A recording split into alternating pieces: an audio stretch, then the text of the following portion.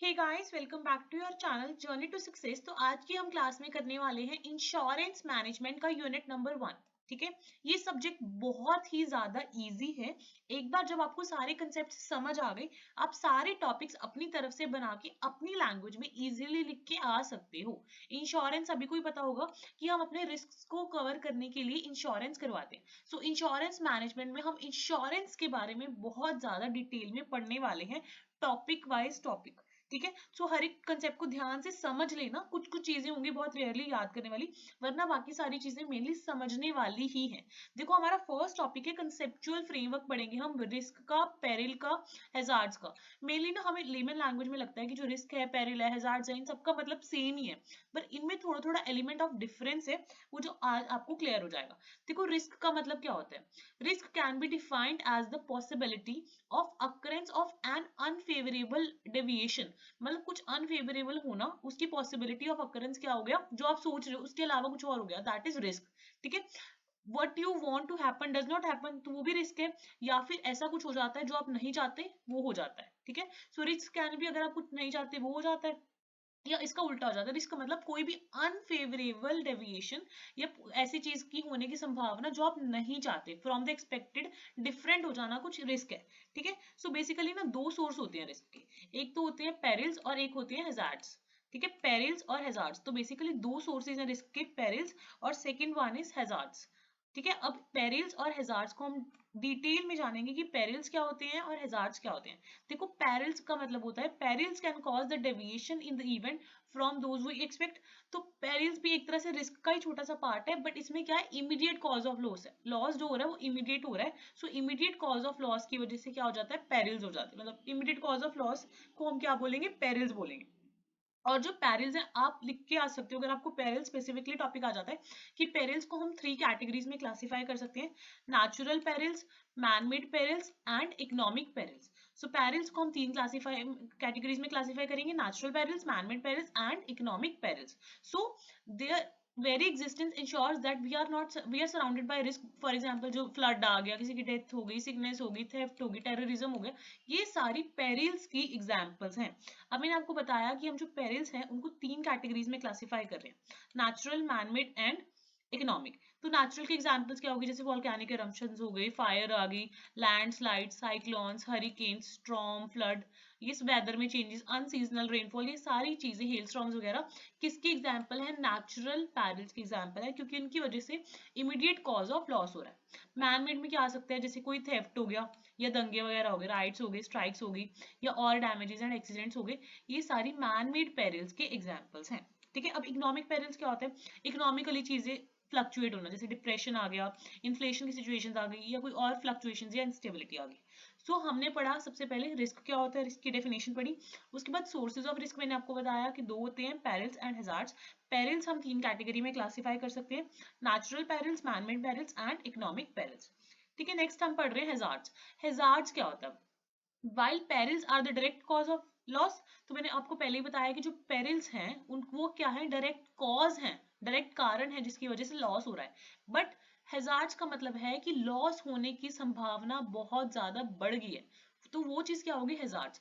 So hazards increase the possibility of the occurrence of a loss.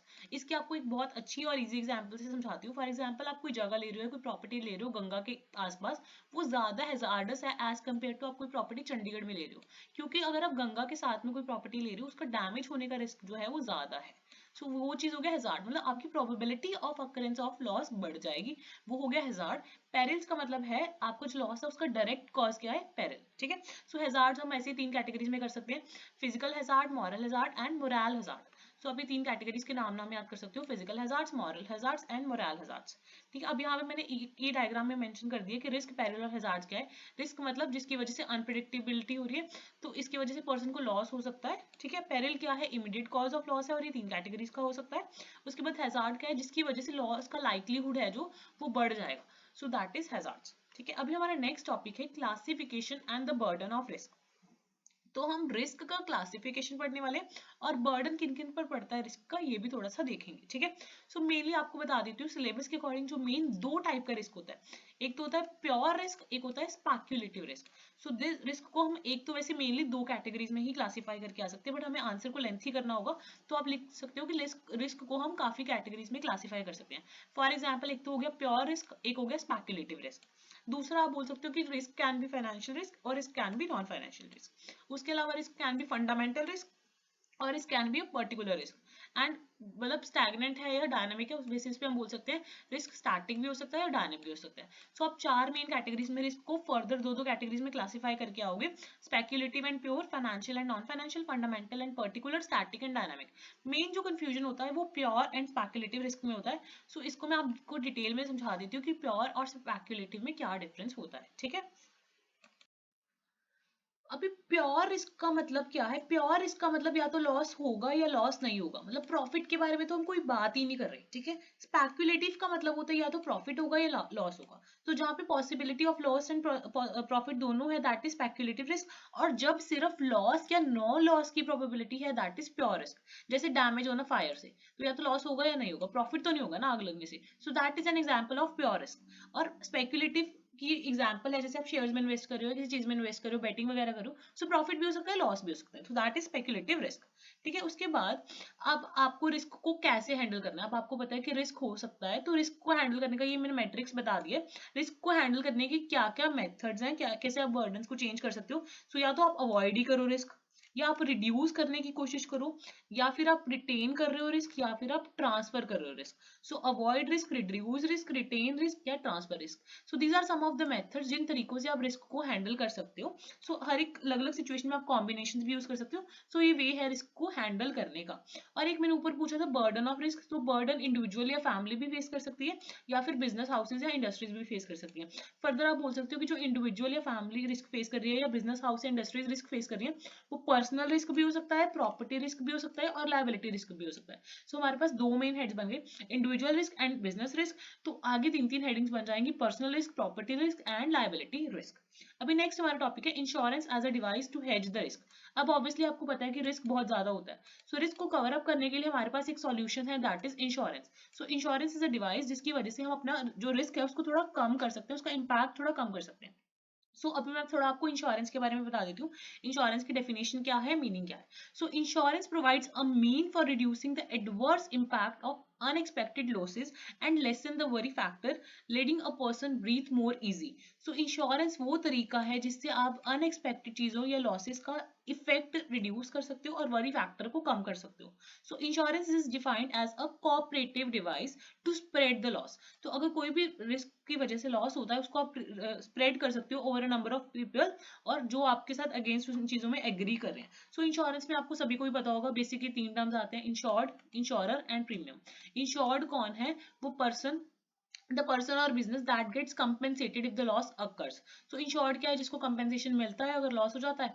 Insurer क्या है, वो वाली कंपनी जो आपको compensate करेगी, और जो आप पे करते हो मनी, इंश्योर्ड इंश्योरर को पे करता है, दैट इज कॉल्ड प्रीमियम। सो ये बेसिक चीजें सभी को पता ही होंगे और आपको फिर भी दोबारा से अंडरस्टैंडिंग के लिए मैंने एक बार यहाँ पे मेंशन आउट कर दिए। नेक्स्ट क्या है कि many companies buy insurance to hedge against different type of risk, अलग अलग तरह का हो सकता है। तो आपको पता है वैसे तो जनरल इंश्योरेंस होता है और एक लाइफ इंश्योरेंस होता है। तो risk regarding property damage, fire, destructions, liabilities, multiple kind of risk के अगेंस्ट, उन सबको प्रोटेक्शन के अगेंस्ट आप इंश्योरेंस करवा सकते हो, ठीक है। अभी आपका एक टॉपिक आ जाता है एलिमेंट्स ऑफ इंश्योरेबल रिस्क। क्या क्या इंश्योरेबल रिस्क के एलिमेंट्स हैं, तो ये 7 पॉइंट बस याद कर जाना चुपचाप, जितने एटमोस्ट याद होते हैं वो वाले कर देना। तो एलिमेंट्स क्या है, देखो अगर आप इंश्योर करवा लेते हो अपना रिस्क तो उसके एलिमेंट क्या है, जो आपका रिस्क है वो लार्ज नंबर ऑफ पीपल में बढ़ जाएगा, so large number of exposure units, ठीक है। और जो लॉस है ना दैट शुड बी डिफाइन होना चाहिए और मेजरेबल होना चाहिए, ठीक है। डिटरमाइनेबल प्रोबेबिलिटी डिस्ट्रीब्यूशन, जो प्रोबेबिलिटी डिस्ट्रीब्यूशन है वो डिटरमाइन होनी चाहिए, ठीक है। कैलकुलेटेबल चांसेस ऑफ लॉस, तो जो चांसेस ऑफ लॉस हैं दैट शुड बी कैलकुलेटेबल, ठीक है। फॉर टीटीएस लॉस मतलब होता है कि जो लॉस है वो फ्यूचरिस्टिक होना चाहिए, नेक्स्ट है नॉन कैटेस्ट्रॉफिक लॉस, मतलब हम जब भी इंश्योरेंस करवाते हैं ना तो हम हमेशा ये सोच के चलते हैं कि सारा कुछ ही नहीं ठप होगा, एक दो चीजें ही होंगी जिसमें लॉस होगा, ऐसे नहीं कि सारा कुछ ही खत्म हो जाएगा, सारे बिजनेस ही डूब जाएंगे, सारा ही मतलब खत्म हो जाएगा। So that is non catastrophic loss, ठीक है। और premium should be economically feasible, कि जो प्रीमियम है वो इकोनॉमिकली फिजिबल होना चाहिए। सो ये कुछ 7-8 एलिमेंट्स हैं इंश्योरेबल रिस्क के, large number, definite loss, probability distribution, chances of loss, Fortius loss, non-catastrophic loss and premium should be equally feasible। अब आपको डाउट हो रहा होगा कि इतने सारे पॉइंट्स याद कैसे करें, तो आपको एक इजी चीज बता देती हूँ कि देखो 4 पॉइंट्स तो लॉस वाली हैं, measurable, futuristic, non catastrophic and chance of loss. 4 points तो यही होंगे लॉस वाले, measurable, chance, futuristic and non catastrophic, ठीक है। उसके बाद जो हम पैसे दे रहे हैं ऑब्वियसली वो फिजिबल होने चाहिए, और डिस्ट्रीब्यूशन लार्ज में हो जाता है, ऐसे याद कर लो कि डिस्ट्रीब्यूशन प्रोबेबल होता है और लार्ज नंबर में होता है। तो सारे पॉइंट्स लर्न हो गए हमें elements of the insurable risk के, ठीक है। नेक्स्ट हमारा टॉपिक आ जाता है डेवलपमेंट ऑफ लाइफ इंश्योरेंस।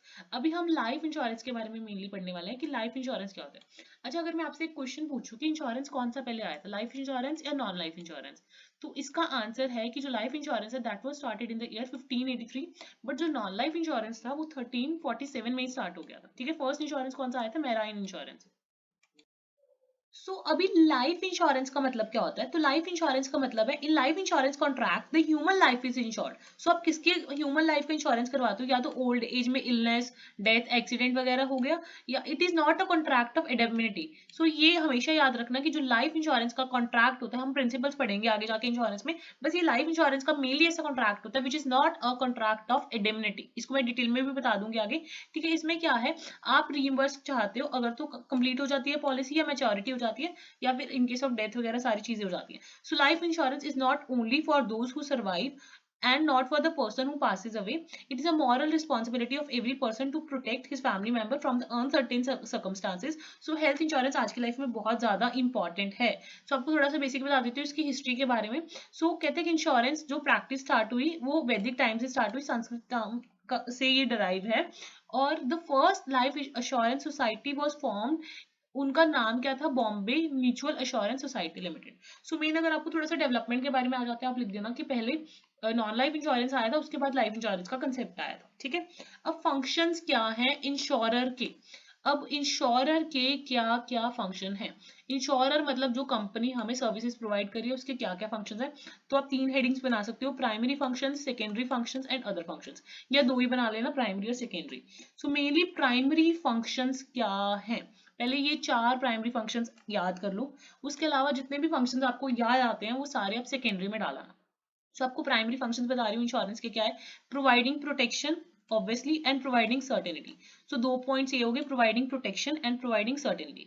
उसके बाद collective risk bearing and evaluating risk, obviously जब इवैल्यूएट करेंगे देन रिस्क बेयर करेंगे। सो आप ये 4 पॉइंट्स बना देना, providing certainty, providing protection, evaluating risk and collective risk bearing. So ये 4 प्राइमरी फंक्शन है इंश्योरेंस के। अब सेकेंडरी फंक्शन जितने भी बाद में आपको याद आते हैं इंश्योरर के, वो आप अपने आप बना सकते हो, जैसे preventing the losses, covering large risk with small capital, obviously आप बहुत कम प्रीमियम पे करते हो और अगर रिस्क हो जाता है तो काफी ज्यादा पैसा मिलता है। So that is help in the development of larger industries, larger industries को डेवलप करने में मतलब रिस्की चीजें करने में हेल्प करता है क्योंकि दे हैड एन इंश्योरेंस। उसके बाद ऑब्वियसली आजकल काफी सेविंग्स के ऑप्शंस भी और इन्वेस्टमेंट के ऑप्शंस भी होते हैं इंश्योरेंस में, तो वो सारे सेकेंडरी फंक्शंस हो गए। Medium of earning foreign exchange, risk free आप ट्रेड कर सकते हो, इंश्योरेंस प्रोवाइड्स इंडेमनिटी और रीइंबर्समेंट। तो ये बाकी सारे आप सेकेंडरी में लिख के आ सकते हो, मेन आप प्राइमरी याद कर लो, providing certainty, providing protection, collective risk bearing and evaluating risk. और सेकेंडरी में हमने पढ़ा preventing losses, covering large risk, large industries की हेल्प करता है, सेविंग और इन्वेस्टमेंट का टूल है, फॉरेन एक्सचेंज में आप अर्न कर सकते हो, रिस्क फ्री ट्रेड कर सकते हो, इंडेमनिटी प्रोवाइड करता है, रीइंबर्समेंट प्रोवाइड करता है। समझ आ गया। अब नेक्स्ट हमारा टॉपिक है गवर्नमेंट एज अ इंश्योरर। अब गवर्नमेंट क्या करती है एज अ इंश्योरर, तो आपको पता है कि ये तो है नहीं कि सिर्फ प्राइवेट सेक्टर्स ही हैं जो इंश्योरेंस कंपनीज रन कर रहे हैं। सो बहुत सारे गवर्नमेंट सेक्टर्स के एंटरप्राइजेस भी हैं जो इंश्योरेंस बिजनेस में, हालांकि अभी एलआईसी वगैरह के भी काफी एफडीआई वगैरह अलाउ कर दी, बट उसके अलावा हमें थोड़ा सा पता होना चाहिए कि कौन कौन से हैं। बेसिकली 2 मेन आप याद करो लाइफ इंश्योरेंस के लिए, लाइफ इंश्योरेंस बिजनेस के लिए मेन कौन है, एक तो एलआईसी है और एक इंडिया पोस्ट ऑफिस है, ठीक है। इंडिया पोस्ट ऑफिस और life insurance corporation LIC, that is in the life insurance business mainly. उसके बाद अगर हम जनरल इंश्योरेंस की बात करें तो जनरल इंश्योरेंस बिजनेस में गवर्नमेंट एज इंश्योरर कैसे काम कर रही है, एक तो हो गया New India Assurance Company Limited, Oriental Insurance Company Limited, National Insurance Company Limited, United India Insurance Company Limited. So इसमें 3 याद कर लो, इंश्योरेंस कंपनी लिमिटेड तो तीनों की भी चाहिए, एक ओरिएंटल है, एक नेशनल है और एक यूनाइटेड है। सो ये जनरल इंश्योरेंस बिजनेस में, ठीक है। उसके बाद एग्रीकल्चरल प्रोडक्ट्स को इंश्योर करने के लिए एग्रीकल्चरल इंश्योरेंस लिमिटेड है स्पेसिफिकली, और आपने ईसीजीसी का नाम सुना होगा, that is Export Credit and Guarantee Corporation. So अगर ये गारंटी प्रोवाइड करती है थ्रू द एक्सपोर्टर्स, जो सामान एक्सपोर्ट करते हैं ना बाहरली कंट्रीज में, उनको गारंटी प्रोवाइड करती है। So government as a insurance, जैसे हम बोल सकते हैं कि काफी सारी प्राइवेट के अलावा पब्लिक सेक्टर एंटरप्राइजेज हैं, पब्लिक सेक्टर वो है जो इंश्योरेंस का काम करती है। अब ये तो हमने पढ़ लिया government as a insurer, obviously government as a insurer भी एक्ट करती है, उसके अलावा गवर्नमेंट एज अ रेगुलेटर भी है। तो अभी हम ये देखेंगे कि गवर्नमेंट एज अ रेगुलेटर कैसे है, ठीक है। तो government as a regulator insurance sector को रेगुलेट करने के लिए हमारे पास कौन सी अथॉरिटी है? IRDA. IRDA stands for insurance regulator and development authority. So insurance regulator and development authority है जो इंश्योरेंस सेक्टर को इंडिया में रेगुलेट करती है। सो अभी आपको थोड़े से फंक्शंस पता होने चाहिए आईआरडीए के बारे में। सो आईआरडीए एक्ट आया था, ठीक है, 1999 में। सो ये सारे फंक्शंस वो करती है, परफॉर्म करती है आईआरडीए। मेनली क्या है कि इंश्योरेंस सेक्टर की ऑर्डरली ग्रोथ होती रहे, जो इंटरेस्ट है पॉलिसी होल्डर्स का वो प्रोटेक्ट होता रहे, interest of the policy holders. उसके बाद कंज्यूमर प्रोटेक्शन के रिगार्डिंग बहुत सारी गाइडलाइंस देती है, जो भी चीजें उनको मॉडिफाई करना, सस्पेंड करना लाइसेंस इंश्योरेंस कंपनी का, मतलब मेन सारा रेगुलेशन का काम कौन करती है? आईआरडीए करती है। जितने भी प्रोसीजर्स हैं, अकाउंटिंग पॉलिसीज हैं, इंस्पेक्शन हैं, ऑडिट्स हैं, री इंश्योरेंस की लिमिट मॉनिटर करना, ये सारी चीजें आईआरडीए करती है। मतलब ग्रोथ, इंटरेस्ट, कोई ग्रीवियंसेस हो गई, कुछ मॉडिफाई करना हो गया, कुछ सस्पेंड करना हो गया, कोई प्रोसीजर्स, ऑडिटिंग, इंस्पेक्शन, री इंश्योरेंस, सारी चीजें मेन कौन देखती है? आईआरडीए। सो हमने गवर्नमेंट एज अ रेगुलेटर भी पढ़ लिया and government as a insurer भी पढ़ लिया। अभी हम बाकी करेंगे इसके पार्ट 2 में, ठीक है। आई होप आपको ये सारे कंसेप्ट इजीली क्लियर आउट हो गए होंगे।